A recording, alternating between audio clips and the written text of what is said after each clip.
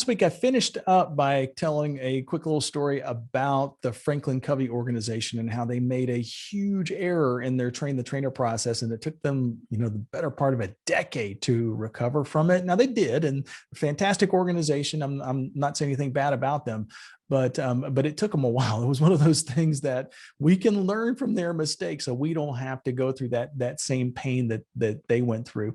So there's one final thing that I didn't get a chance to cover last week, and to kind of test whether or not a train the trainer process is really effective. And it's really one of the more vital things. It's a thing that really sets the Leaders Institute apart, my company, apart from a lot of our competitors, is that we've learned that people learn by doing, right? So they learn by doing, not by listening to a talking head. So you want to add some activity and you want to add some application into your train the trainer model. So like, for instance, as I mentioned before, one of the reasons why people just absolutely love attending, our presentation classes, our virtual classes, our leadership programs, our team building events is that we make them fun. I mean, we make Zoom meetings fun. How in the world do you do that, right? Well, one of the ways that we do that is we add a lot of activity. We add practical application. When people come to one of our training programs, they know they're going to get value because they've done that thing that we've taught them how to do.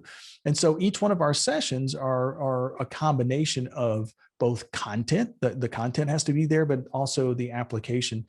People learn by doing. They don't learn by listening to a talking head drone on for hours. They learn by actually putting the information into practice. Hearing something is one thing, but actually doing it is a totally different thing.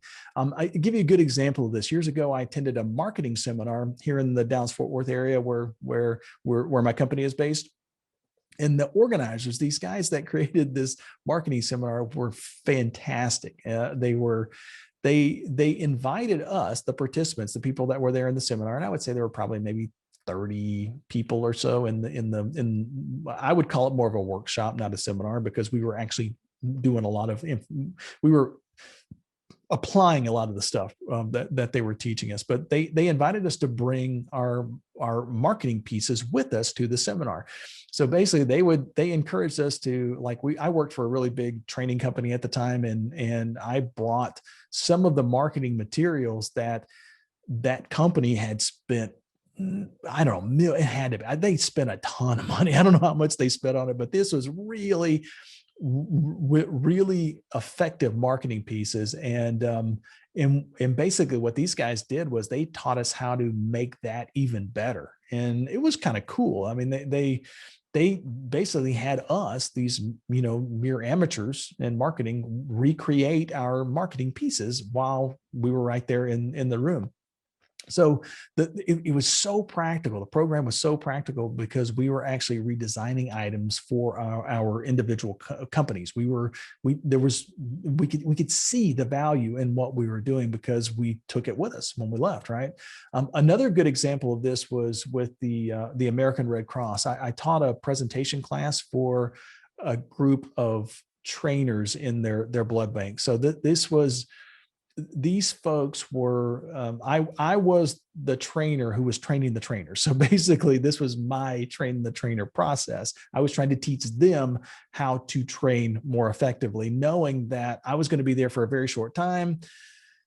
They probably weren't going to have me come back. So it was kind of one shot. I had to kind of teach them how to be effective trainers. And by the way, the reason why they were asking me, why they hired me, why they had me come out, was that these folks that I was training, they were responsible for teaching the techs, the people that worked in the blood bank, what they call their SOPs. That was their acronym for it, standard operating procedures. So basically there was a standard set of steps that had to be used in order to make sure that the machines were run properly.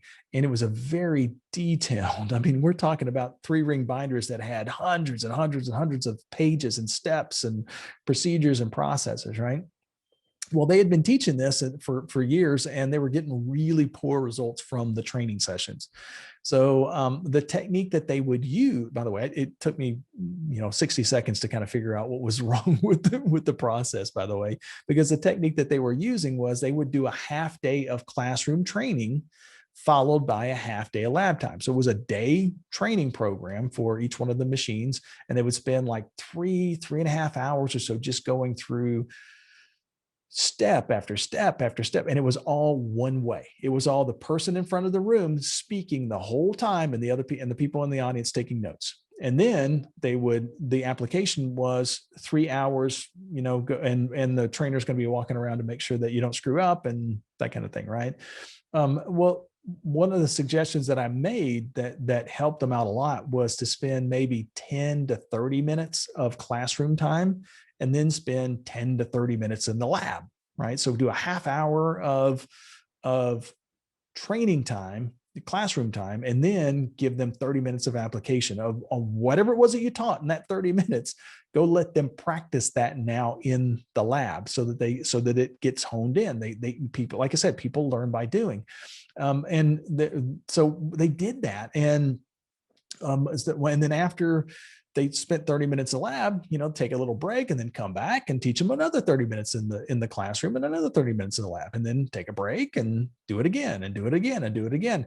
And they were able to cover so much more content in such an effective way by doing it that way, because it sped up the learning process exponentially. The people that were going through this training mechanism that we're going through this workshop now got much more value, and it worked really, really well. Okay, so for the rest of the session here, I'm going to talk about how you can actually train your trainers using the actual model. So one of the things that I think is surprising to a lot of folks that join my company, when folks kind of join the Leaders Institute, become trainers for us and start teaching the Fearless Presentations classes, after 3 or 4 or 5 times or so of going through the process, they're like, holy cow, this is exactly what you're teaching people to do in your classes.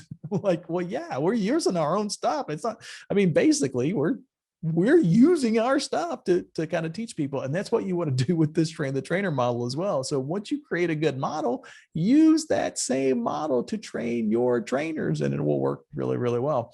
So that last story about the Red Cross it leads us right into the next part of the session, which is the actual training process. So how do we now train? Now that we've got the train the trainer model set up, we've got this content created, and we have a way to implement this really effectively. How do I now train my trainers so that when I'm not around, they're doing what they're supposed to do and they're doing it really well? So step one is you want to focus on getting people that either have good presentation skills or training your trainers in good presentation skills, because they are essential to making this model work. By the way, that was one of the big challenges that Franklin Covey had, was that they were training folks that weren't real speakers, right? They were training they were giving people certifications. And if you're a good trainer already and they give you good content, you probably do pretty well. But if you're a terrible speaker, if you're not really good at communicating, and you go through a 2 or 3 day workshop on how to teach a process, how to teach a class, guess what? You're probably not going to be very good at it. And so once you have that great course design, now you want to spend some time actually training your trainers. So step one is to help them develop the good public speaking skills. And by the way, public speaking, it's a skill. Remember, nobody is born with the natural gift of being a speaker. It's a skill. It's something that you develop, and it takes time to develop. So for instance, a lot of times when we help companies create or revitalize a train the trainer process in their organizations, a lot of times this is the place that we start. If the subject matter experts, if the people that know the content, if they are confident and they communicate well, then the programs are almost always effective. As long as it's good content and the people speak really well, then you don't have to do a whole lot. It typically it just works, right? However, if the trainers, if the subject matter experts are really poor communicators, the process will fail pretty much 100% of the time, right? There's no way to salvage it. It's one of those things that's a non-negotiable in the process. And by the way, if you're at this part in your train the trainer process where you're like, okay, I got the great content. Now, how do I find subject matter experts that I can use as trainers, because just because somebody's good at doing something doesn't necessarily mean they're going to be a good teacher. Well, one of the posts that I wrote, and we did a podcast and YouTube video on it. It's called The 7 Qualities of a Great Public Speaker.